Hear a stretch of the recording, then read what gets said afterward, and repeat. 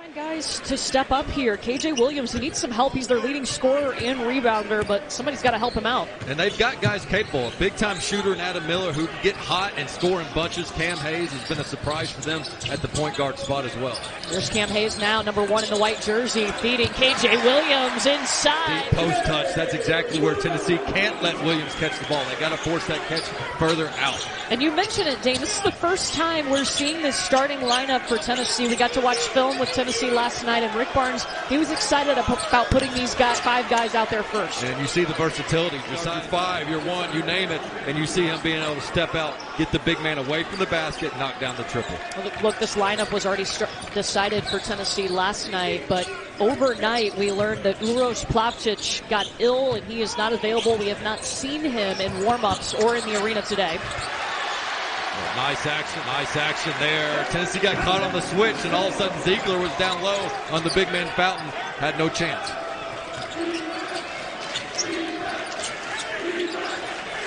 Juwan Phillips, originally committed to well, early in the season, but he's starting to get some confidence. He had arguably his best game of the season at Mississippi State. The freshman is emerging right in front of our eyes. And just his second career double-double against Mississippi State, 18 points, 11 rebounds. Shot goes up from Justice Williams. Hayes has got to let it fly. How about Vescovy holding his own on the box out against Williams? That's how you seal a taller defender. Phillips shaking the defense. Back to Kamwa. East Miller got through that screen. No easy look for Vescovy. Here's Josiah Jordan-James. Where you sit just 7 minutes into this game, but the game plan is to make Tennessee try to settle from beyond the arc. And Tennessee right now 1 for 7 after starting 2 for 3. Wow, Miller's defense has been tough. Ziegler gets the lay-in. And that man, he's tall and linked, but he'd rather take you off the bounce. Active hands for Tennessee. Nobody gets more steals with less gambling than the Tennessee Vols. Tennessee 13th in the nation in steals per game. Penetration. Tennessee shooting 38% from the field. LSU shooting 33%.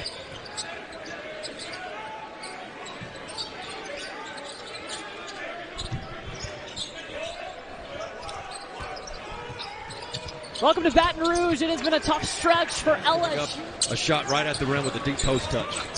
That shot was from KJ Williams, the leading scorer for this LSU team, and there's going to be a foul. Point guard in the Southeastern Conference. We're seeing why early on in this one. Look, he got fired. Vescovy and James in the starting 5. Ziegler's so mentally tough. On the transition offense, they felt like that was a weakness for LSU, and then also LSU is 3. A lot of those not really forced either, just deflections, careless passes. Screen. The kick out to Ace Miller. Up and screen. The kick out to Ace Miller. Up and Vescovy is very comfortable. That was not a deep shot from him. It might have looked deep on TV, but that's routine for 25. Just his first made bucket tonight. Again, coming off a game he did not play against Mississippi State earlier in the week. LSU's hit 2 of its last 12 field goals. 5 seconds now for Hannibal. Man, he can get there. One of the shorter players on the court. Ziegler's alone. Misses. Rebound by Phillips. And Julian Phillips going to play at a high level. Even if he's walking through the office. Hey, Julian, we need you to play at a high level. I think the best kind of slide to the 4, let Phillips take advantage of that. And we saw that quite a bit in there.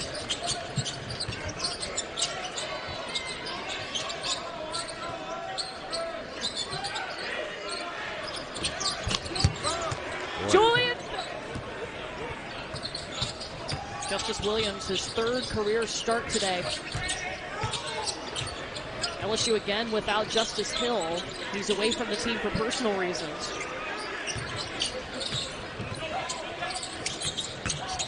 Williams to the paint, the floater, and foul. Good job by Williams. Last season he was dealing with an injury, so only averaged about 10 minutes a game last year. Coach Matt McMahon, you see the depth that Tennessee has. Usually when a team starts subbing, you start licking your chops.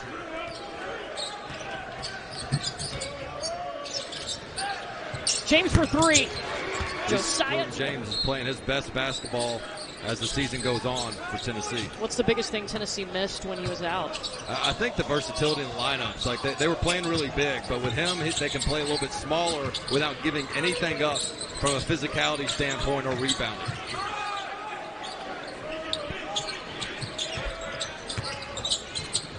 Sean Phillipson, number 34, is Hayes for three. Hanging in there, keep this single digits. Don't give up open looks like that on the defensive end. You don't want to be a double-digit deficit going into halftime against an elite defense like Tennessee.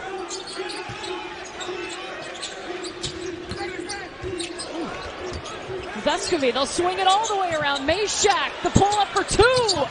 Ball movement for Tennessee. Side Jordan James in the paint. Rebound by Key.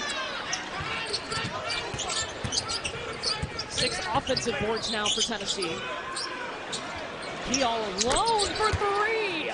This is as much about Tennessee's elite defense as it is LSU's offense. Field or worse. LSU shooting 35 right now.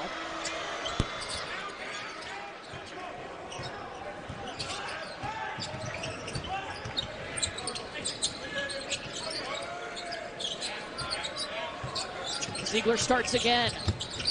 Key. Got it!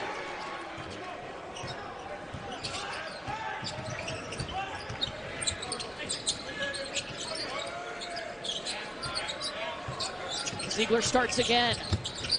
Key. Got it! It is to Matt McMahon for a talent like KJ Williams to follow him to Baton Rouge. This guy could have, but he said, you know what? I want to help you rebuild this at LSU, coach.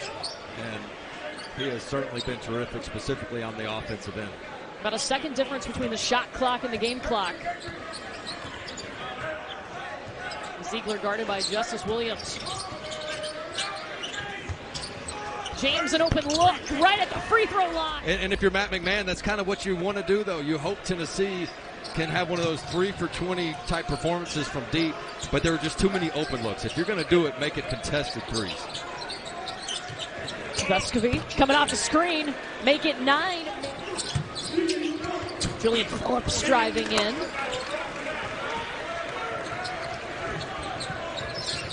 Tennessee came in wanting to attack the paint, but only 8 paint points in that first half because they were hitting threes. Yeah, they took what the defense gave them, and that's when they're most dangerous. If they can make those shots, then they're really tough to stop. Williams patient. They just don't get many live ball turnovers on this end of the court, so their defense doesn't give them those easy buckets.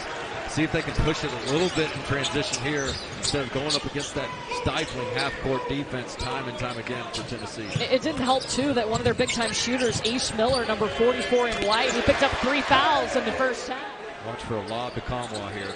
Second foul whistle against Derek Fountain. Do you mean like that? Yeah, it's what I admire about their defense is even as they build leads, they don't take any possessions off, and you're seeing it right now. Miller looking for space, trying to shake Kamwa, and it's going to be a blocking foul on Olivier Kamwa. Tennessee glad to have Santi Vescovy back to attract that attention. Demetri, you heard you're a good player. Yeah, this is what we're going to try to do on the first play. Good luck. Enjoy the game. Wow. Yeah, that was pretty amazing. That is awesome.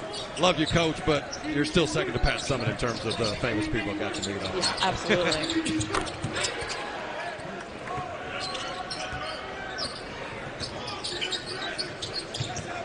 James letting it go. Tennessee feeling it on the road. Phillips' turn. Rebound by Williams.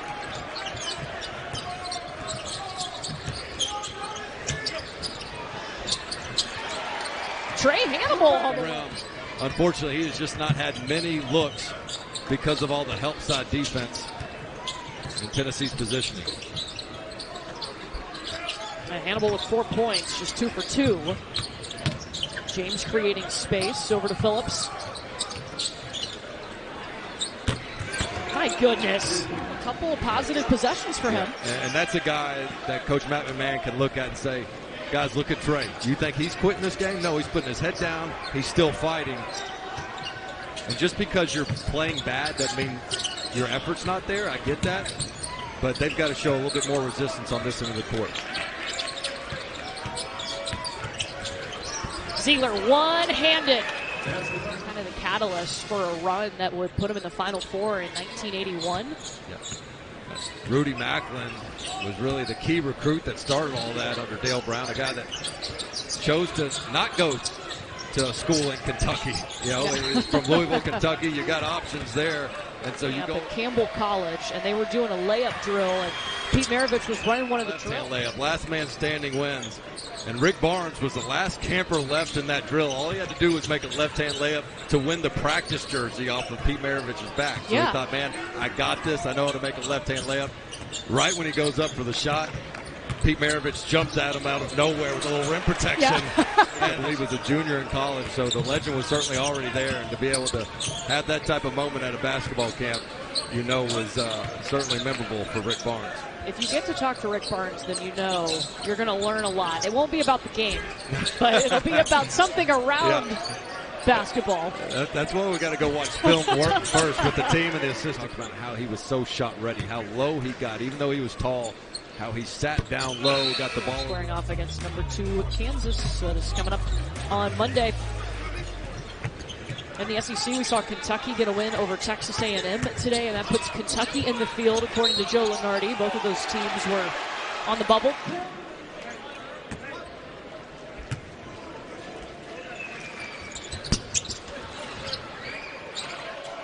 The head-to-head advantage there with that Atlanta's championship over the Jayhawks, so there's no question this Tennessee team could be a 1 seed. And I like the way their SEC schedule lines up as well. You know, who have rim protectors, but there's a lot of good defensive teams too in this league. It'll be interesting to see. I mean, man, they hang their hat on the defensive end. And so come March, will it be one of those where a lot of the SEC teams at Arkansas were tough environment, and he was struggling to get a shot off there, and then he dropped a little. My bad, I'm not up to date on anything cool or current since 07. Oh, LSU hit that. Tennessee led 39-22 at the half. They hit 8 3-pointers in the first half. They've got 12 in the game. 4 players in double-digit scoring. Feeling sorry for you as they have to go to Bud Walton Arena on Tuesday. Yeah, face an arc. If you have not seen Angel Reese play, she is absolutely incredible. Inside shots lead to inside rebounds, and Tennessee, that's part of their offense, really, is getting the ball up there on the glass and attacking heavily from everyone from the 3 to the 4 to the 5.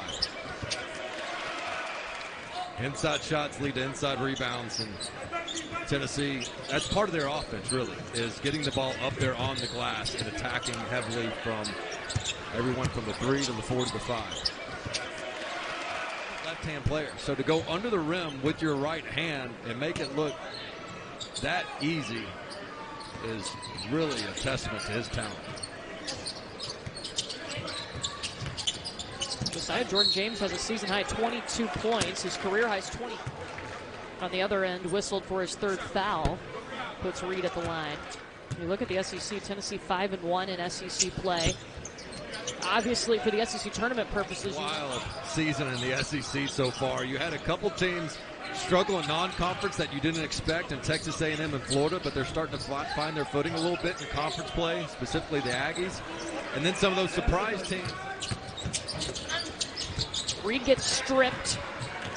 19 turnovers for LSU. Tennessee only has 6 turnovers today. Their season low is 11. And again, that's Tennessee's ball security, which is a positive.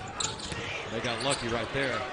Ziegler's going to get the luckiest assist. The key here is they can't get complacent and think that everything's fine offensively, because this is an LSU team that's at the bottom. If he was coming back or not, and then Matt McMahon said, hey, look, I'm going to bring the guys that I can from Murray State. I'm going to focus on the guys I can retain at LSU, and then I'll hit the transfer portal and recruit. So it's not that easy to get a team to, is why this Tennessee team is so physical, in such elite shape. Ziegler's played 35 minutes today.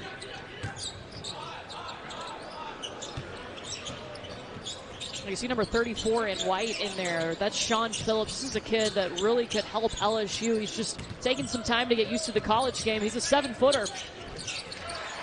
Hannibal finishes. Backing off of him even from 15 feet. That shot's going to be there for Hannibal.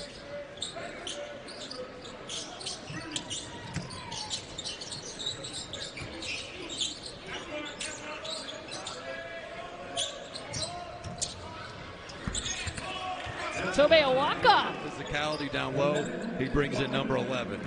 And as his offense starts to catch up with his defense, he's going to be a force in the SEC for years to come. Around 8-0 on the year. Also, Jessica Pagula, you're going to be able to see her tonight. Her family owns the Bills and the Sabres. Bills in action tomorrow. They got it pretty good. I think a team that's finishing around the basket a little bit better. They missed some bunnies against that Kentucky team. But in their battle, it is close though, 34-29 today. 19 turnovers by LSU. That really hurt the Tigers. Who tracks kill shots, which are runs of 10-0. And so if you get down against Tennessee, your chances of coming back in a hurry are very limited because of how locked in they are on the defensive end. And it was business as usual for the Vols, and the Tennessee team that had struggled in Baton Rouge last 4 times down here, they've got that monkey off their back. Yeah, Tennessee victorious in Baton Rouge tonight.